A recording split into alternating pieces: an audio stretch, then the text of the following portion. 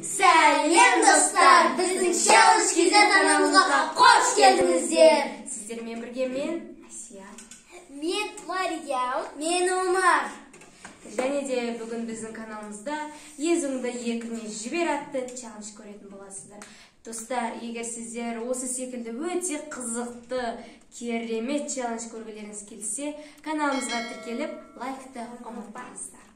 Ал меніңше бүгінгі челленджіміздің шарттары: екі қарсылас қарама-қарсы отырады. Көріп тұрғандарыңыздай алдыларына екі бөліп қойдық.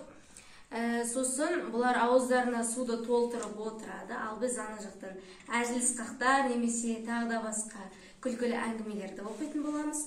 Ал осы екі ойыншы аузындағы суды төгіп алмай, соңына шейін сақтап отыру керек. Ал егер қайсысы көп аузына суды төгіп, гүлге көп су құятын болса, сол ойыншымыз жеңілетін болады. Ал ендеше бастаймыз. Сонымен достар, қазір біз челленджімізді бастайтын боламыз. Ал біздің челленджіміздағы өте қызықты, керемет әзілдерді біздің оператор анамыз айтатын болады. Ал енді бірінші раундта кім мен кім қарсылас болатынын біз қазір Сулиф арқылы айтатын боламыз. Сулифа! Сулифа! Мен жүрім. Ал екеуміз. Сонымен достар, біздің челленджіміз басталуда. Қазір енді бізге анамыз әзілдерді оқитын болады, ал біз сумен аузымызды толтырып ойынды бастаймыз. Дайсың ба, Мария? Иә. Менімен қарсыласуға. Енді уже күлкін жатыр. Бұл қиын болып кетті. Кәне, дайынсыңдар ма? Дайын болсаңдар мен бастаймын. Бір күні бір жігіт скамейкада мұңайып отырса, біреу келіп, неге мұңайып отырсың десе, жігіт, отырсайшы, айтам депті. Содан жарайды деп отырыпты. Ал айта бер десе, досым, қазір екеуміз отырған орындық қазір ғана бойылған екен депті. Келесі. Бір бала әкесіне келіп күле береді. Әкесі одан мән-жайды сұрайды. Балам, саған не болған? Мен жаңа ғана бір таксисті алдап кеттім. Қалайша? Оған ақшасын беріп, өзім мінбей қашып кеттім деген екен. Қызық емес па? Әйелі? Келесі. Әйелі күйеуіне: сен үнемі бірінші орынға футболды қоясың, ал мені екінші орынға қоясың. Жоқ, қателесесің, екінші орында бокс тұр.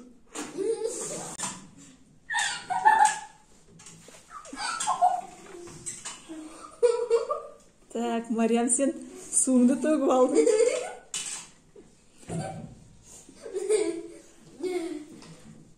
Бұл енді шынымен қызық болды.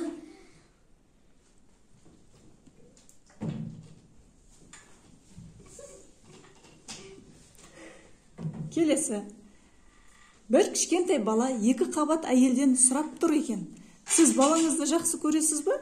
Деп, әйел: иә, жақсы көремін деп ішін сипалапты. Сонда бала: онда неге оны жеп қойғансыз депті.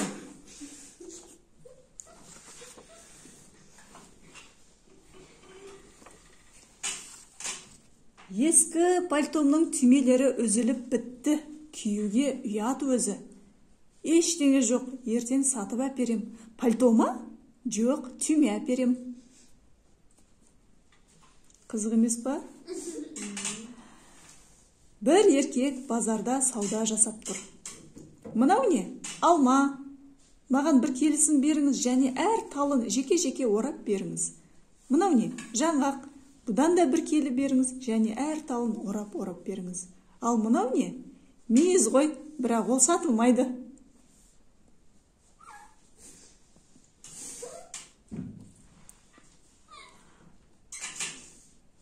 Келесі.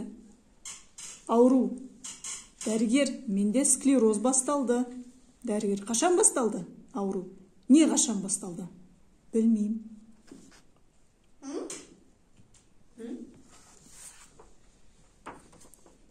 Келесі. Қызық емес сияқты ғой. Көмектесіңдер. Мектеп өртеніп жатыр. Бәрі көмектесті. Біреулер бензин алып келді, біреулер отын алып келді.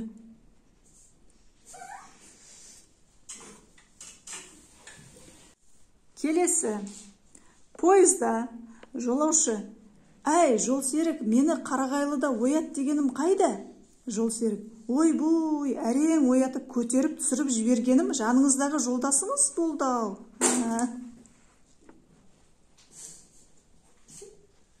Так, Асия, жартылай суыңды төгіп қойдың сен.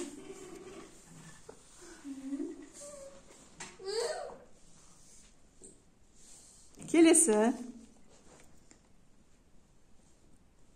Тергеуші: «Дүкенді тонамас бұрын әйеліңді, балаларыңды неге ойламадың?»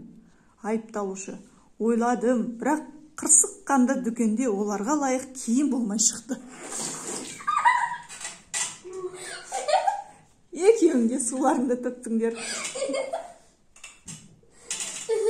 Сонымен кім көп төкті суды? Асия. Асия. Үші төкті ол. Асия жеңілді, иә? Иә. Енді Менің орныма Омар келеді. олар кел. Мария мен Омар қарсыласты. Олар.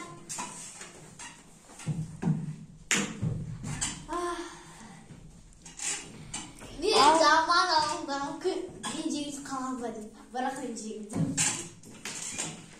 Мен де специалистпін. Давайте, дайынсыңдар ма? Дайынсыңдар ма? Алдымызға алып қойсақ. Онда бастаймыз.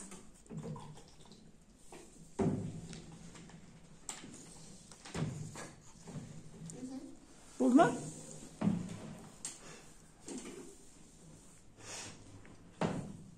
Омар, сен бастамай жатып күлейін деп жатырсың ғой. Тоқта. Бастамай жатып түйіп қалды. Ал бастаймыз. Ауруханада Мейірбике науқастың қасына келіп: «Ояныңыз, ояныңыз» деймін. Оянсаңызшы енді. Науқас оянады. «Не болып қалды?» «Мен сізге ұйықтататын дәрі алып келдім».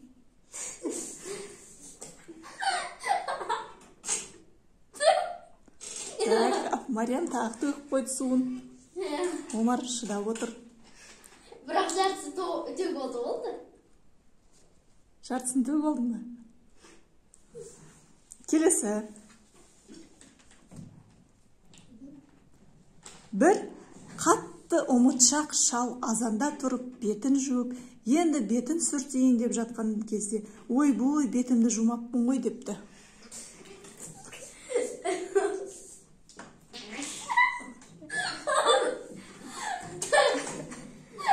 Екеуде суын төкті.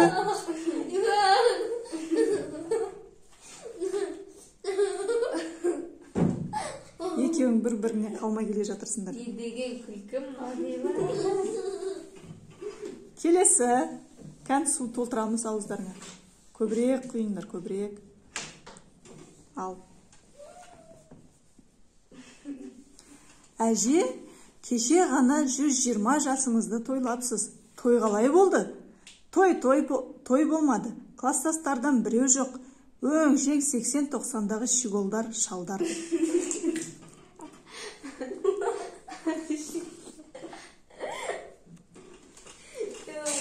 Мағынасын түсінсең күшті.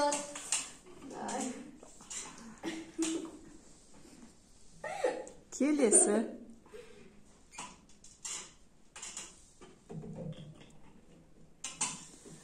Ағай, кешіріңіз, «Я не знаю» деген сөз аударып бере аласыз ба? Мен білмеймін. Сіз де білмейсіз ба? Енді кімнен сұрасам екен?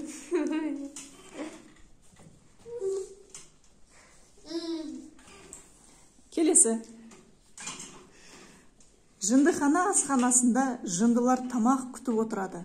Олардың алдарына аспазшылар бос тарелкалар мен қасықтар әкеліп қояды. Жындылар әдеттеріне салып, қасық пен бос тарелкадан тамақ ішіп жатқанды сатырлатып жатады. Тек біреу ғана ішпей отырады. Аспазшы мынаның есі дұрыс-ау деп қасына барып сұрайды: «Сен неге ішпей отырсың?» жынды суысын деп отырмын депті.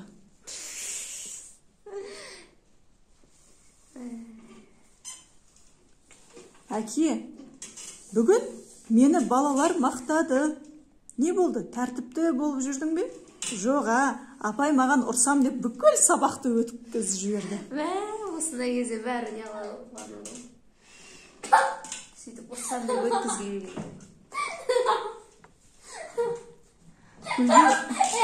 Гүлге шашамыз, гүлге. Бір су болды. Ал келесі. Кім жеңеді екен мына жерде? Мариям көп төкті судан. Бір ұры автобуста дәу адамның қалтасын қарап жатқанда анау қолын ұстап алады. Ей, бишара, сорлы, менің қалтамда нең бар? Өзім бишара, осымен үшінші қалтаңды қарап жатырмын, көк тиын жоқ екен депті. Мен ұлықшаймын.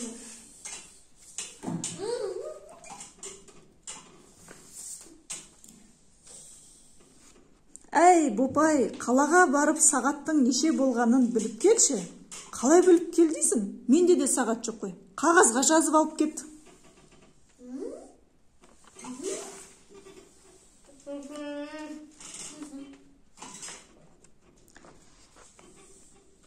Дәрігерге келген кемпір.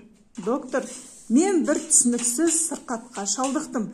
Бір тұрсам тұра берем. Ал бір отырсам отыра берем.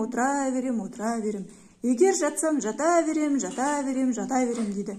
Дәрігер оған шығар есікті нұсқап, олай болса, анау есіктен шығыңыз да жүре беріңіз депті.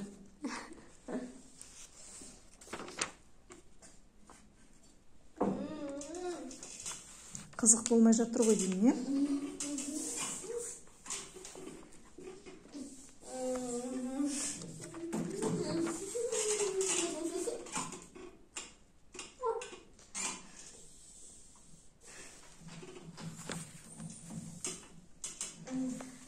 Сені бұларға ашыланып айғайлатқан кезде ауыздарына су толтырып қою керек екен ғой. Ішті болады. Келесі. Полицей, анау дүкеннің арғы жағында біреу алтын сағатымды тартып алып кетті. Сол жерде неге айғайлап көмекке шақырмадым? Аузымды аша алмадым. Неге? Тісімнің бәрі алтын ғой, анау көріп қоймай ма?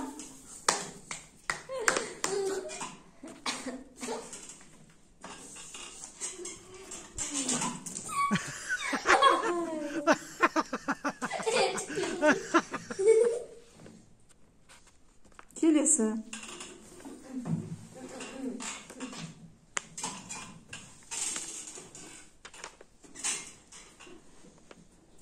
Қожа Насырдың үйіне ұры түсіпті. Оның о жерін, бұ жерді ақтарған дыбысынан оянып кеткен Қожекең, «Бұ кім, әй, не іздеп жүрсің?» дейді. «Ақша іздеп жүрмін». Қожекең, «Табыла қалса мені де оятасашы».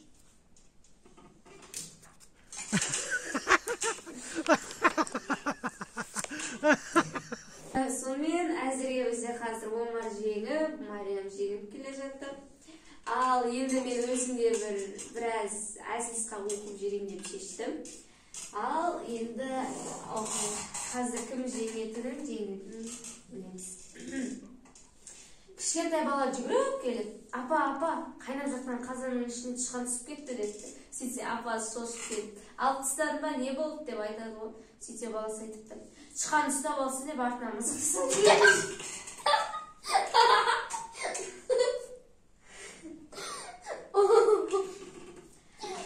Жарайды ал, Мариямда уже біреу кетті. Бір псих алдадым деп жүгіріп жүр екенді. Сөйтіп біреу сұрапты, «Ей, сен кімді алдадың?» деп. Сөйтсе таксистке ақшасын беріп отырып қашып кетті. Келесі әзілсіз қағымыз. Дәрігер, бір апта болды, түсіме футбол ойнап жүрген тышқандар келеді. Онда міне мұна дәріні ішсеңіз бәрі дұрыс болады дейді дәрігер. Сөйтсе сұрапты. Ертең ішсем бола ма дейді. Сөйтсе дәрігер айтады, неге деп. Бүгін просто финал болады дейді.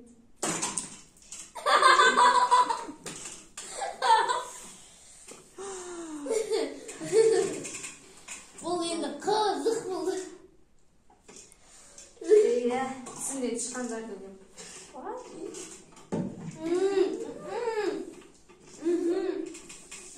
Жарайды, онда келесі. Көлігі апатқа ұшыраған автобус жүргізушісінің басына келетін ең бірінші ой. Айбай, тиындары жазылсын.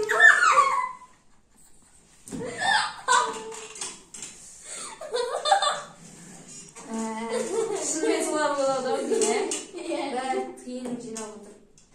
Шынымен? Ал, келесі. Дайсыңдар ма? Кезінде әке шешемді бекер тыңдамаппын. Қазір соған өкініп жүрмін дейді, сөйтсе айтты. Әке шешем не деп еді соншама дейді. Сөйтсе айтқан ғой. Қайдан білейін, айтып тұрмын ғой тыңдамаппын дейді.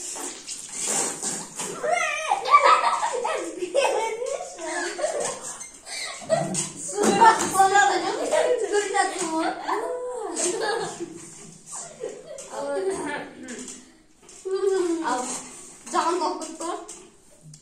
Дайдаламыз.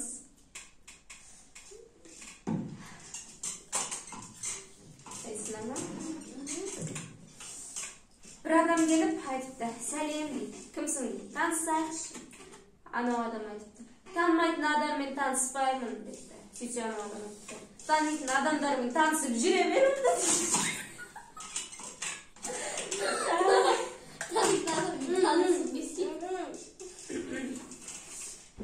Келесі сонда. Екі көрші сөйлесіп отырып, менің итім ақымағы депті. Кешке аяқ киімді әкелдесем кухняға кіріп алып қойыпсыз. Айдан оқығандар енді күшті отыр ғой. Қайтаға күн жер отыр. Осында ит болса ше, армандайсың ғой ше. Тауақты көзіге пісіреді. Достар, сіздерге началыш қызық болып жатса бізге подписка, лайк басуды ұмытпай кетпеңіздер. Сонымен достар, көріп тұрғандарыңыздай мына жердің барлығы көл болды, тіпті жерге дейін түсіп кетті, ақты судың бәрі. Сонымен біздің езуіңді еркін жібер атты челленджіміз мәресіне де жетті. Ал бұл челленджда жеңген ойыншымыз ол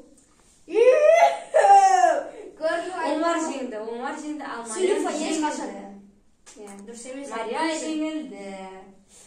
Сондықтан да Мария бізге қазір бір әзіл-сықақ оқып беретін болады.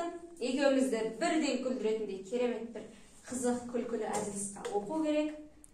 Енді қазір аузымыз суға толтырып аламыз. Ал көреміз енді Мария бізді қазір күлдіре алмай ма?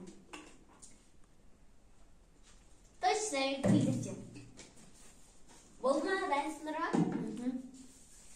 Мырза, бағана асханада тамақ ішіп отырғанымызда сіз оң жағыңыздағы әйелдің қолын қайта-қайта сүйе бердіңіз ғой.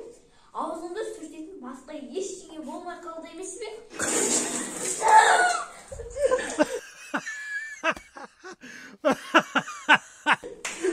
Ойда қандай нәрсе болған бетіне? Болса қайтесің? Кітапты күлкілі. Сонымен достар, челленджіміз аяқталды. Лайк қойып, тіркеліп кетіңіздер.